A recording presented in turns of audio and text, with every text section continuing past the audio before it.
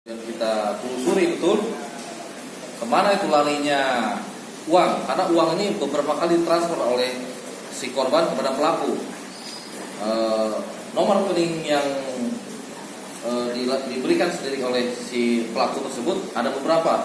Seperti kita lihat, ada beberapa ATM di sini sebagai barang bukti dari beberapa nomor rekening bank tersebut. Jadi uang tersebut dari si korban tersebut dipecah ke beberapa nomor rekening. Kemudian setelah uang total 121 juta tersebut ditransfer oleh si korban dan barang yang dijanjikan tidak ada, nah disitulah korban langsung merasa bahwa dirinya ditipu. Lalu si korban melapor kepada Satreskrim Polres Pamekasan.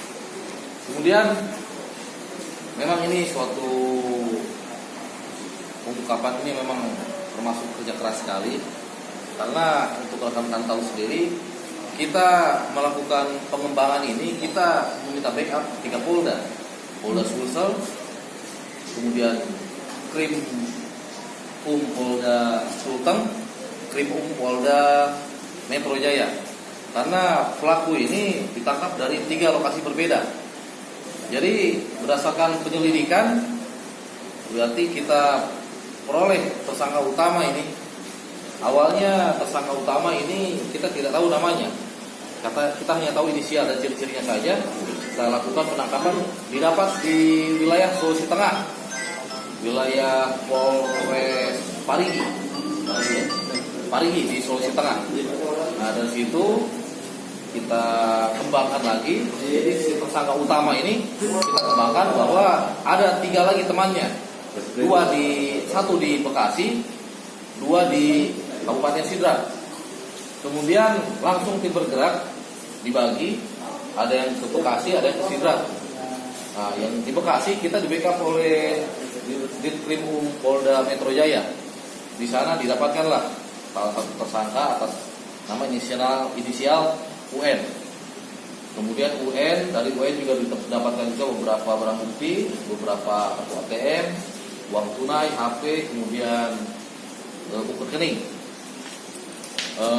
Kemudian di Sidrap kita lakukan juga pengejaran. Kita di backup oleh unit Resmob Polres Sidrap. Di sana kita dapatkan 1 tersangka. Jadi yang 1 dapat perempuan, yang 1 masih DPO, melarikan diri. Nah, jadi total tersangka yang kita dapatkan ini, yang kita tangkap ada 3. Seperti rekan-rekan lihat di belakang ada 2, yang 1 ini tersangka inisial NA, perempuan. Yang bersangkutan kita bawa ke rumah sakit umum daerah Pangkep karena kebetulan ada kondisi kesehatan yang kurang bagus. Jadi yang bisa kita tunjukkan ini 2 orang tersangka yang laki-laki. Bang, intinya yang 2 orang ini tangkap di mana ya, Pak? Oh, yang ini untuk yang R. Ini pelaku utama R, kita tangkap di wilayah Palu, sekitar Palu, Sulawesi Tengah, di Parigi. Kalau untuk ini UN kita tangkap di Bekasi, wilayah mana? Bukan, di Bekasi Kota. Di Bekasi Kota kita amankan, kita di backup oleh Polda Metro Jaya. Bang, kronologisnya dulu Bang. Dari awal bagaimana dia bisa menipu korbannya, modus ini seperti apa sih ini korban Bang? Jadi kalau untuk kasus yang kita tangani ini berawal dari suatu situs online jual beli hewan ternak. Ternak apa? Unggas ya. Bahwa di situ dijanjikan ada situ lengkap, di situsnya itu dia menjual jenis hewan-hewan ternak unggas. Kemudian bukti-bukti beberapa kali dia transaksi dengan beberapa konsumen. Kemudian disebutkan juga situ bukti transfernya untuk meyakinkan si korban. Nah, kemudian ada korban di situ merasa tergiur, harganya lebih murah daripada standar. Nah, dipesanlah hewan ternak tersebut, jenis bebek ya, jenis bebek. Kemudian setelah transaksi deal dan pembayaran beberapa kali, kurang lebih 3 kali, kalau tidak salah 3 kali mengirim uang transaksinya 3 kali transfer. Dan di transfernya ini juga ke rekening yang berbeda. Jumlahnya berapa tuh Bang? Total 121 juta. Nah, jadi Tapi memang bisnisnya fiktif ya? fiktif. Fiktif, nggak ada sama sekali. Tidak ada sama sekali. Untuk menipu saja. Tidak ada.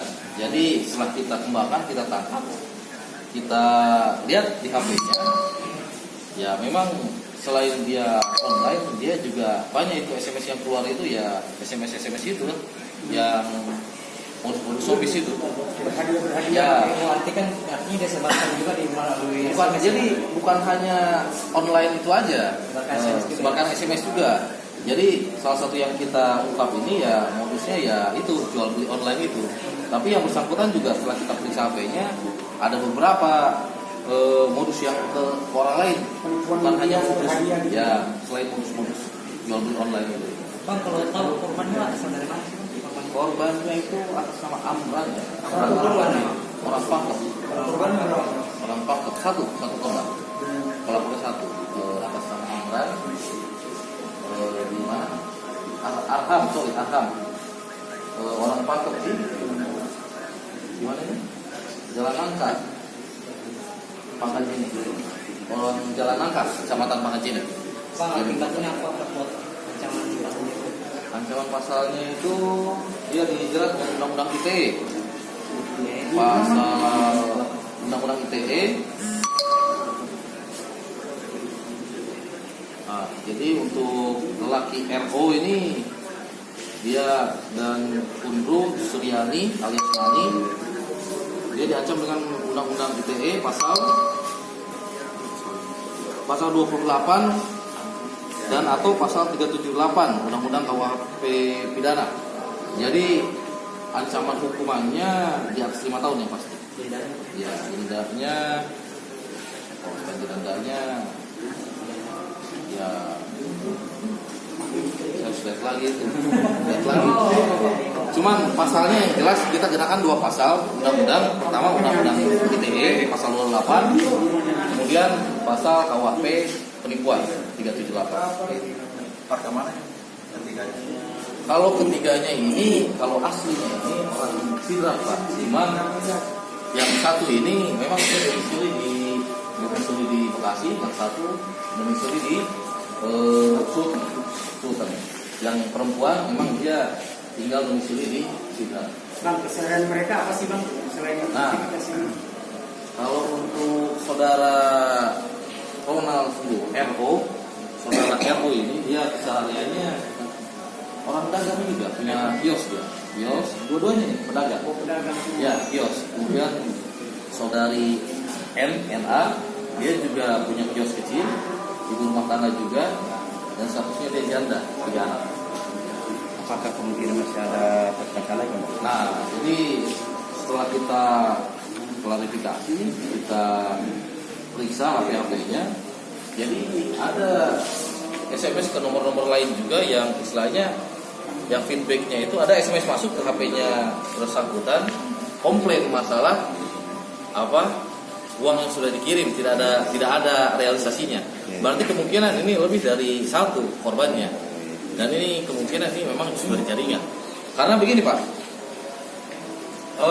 seperti kita tahu nomor HP itu kan sekarang maksimal satu orang kan 3 ya, harus berdasarkan KTP dan kartu keluarga.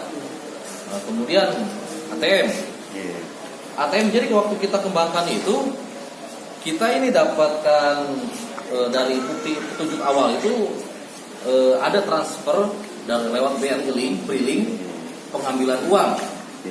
Nah, pengambilan uang itu harus pakai KTP kan Pak. Nah, KTP-nya ini dan ATM-nya ini berdasarkan SMS banking dan BRI-nya itu atas nama Maman.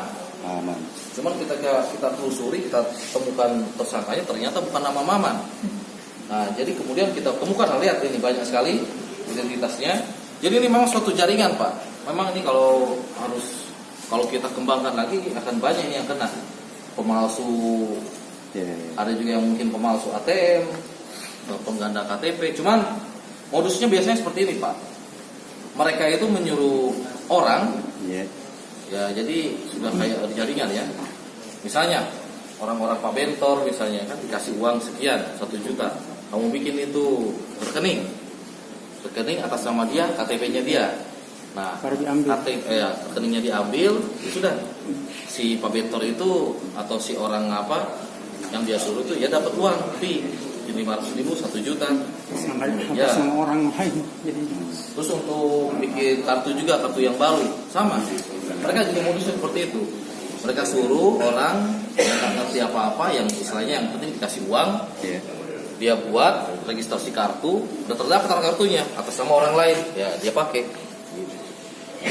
Jadi dari hasil begini saja, ya kalau kita lihat kalau memang dari satu tersangka, dari satu korban saja mereka 121 juta. Nah mungkin masih banyak itu Korbannya yang belum melapor ya bang. Nah belum melapor dan mungkin ya tidak tahu orang yang mana, orang dari kabupaten, kota atau pulau mana kita nggak tahu. Bang, Yang pasti ini jaringannya ini. yang kirim 3 nomor rekening itu nomor rekening mereka ini ya bang sama Bukan. ya? Oh. Jadi semua nomor rekening yang kita telusuri itu tidak ada atas nama mereka. Jadi Artinya ada pelaku lain lagi yang kayak tadi orang yang ini orang. jadi pertama itu Oh iya. sebenarnya yang komunikasi sama korban ini RO. Iya. Si RO ini komunikasi sama korban. Nah dia pun nomornya bukan atas nama dia. Ketika kita cek nomornya bukan atas nama dia. Jadi memang banyak sekali nomornya dia itu.